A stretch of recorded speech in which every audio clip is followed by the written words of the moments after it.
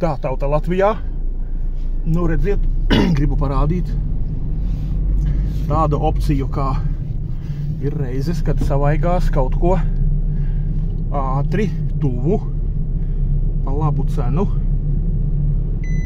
Tad skrienu uz šitiem ozīšiem pie Ozolko, redziet. Jā, tauta Latvijā, tad skrienu pie šiem puišiem un izpalīdz ar cenu praktiski vienmēr. Visas štelles ir runājamas, sarunājamas. Re, kur tagad uzcienāja arī ar kafiju šodien. Jā, tā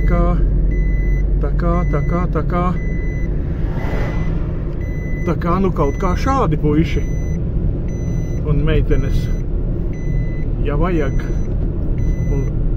ļoti fiksi fasādas dēļus vai kaut ko citu, bet pārsvarā man tie ir fasādnieki uz ātro, ja kaut kas pietrūkst, aptrūkst un savaigās. Tād pie šiem zēniem. Tā kā tāda maza, nezinu, reklāmiņa vai pateicība par palīdzību. Nu jā, ir arī vietas, kur es, protams, vēl pērku.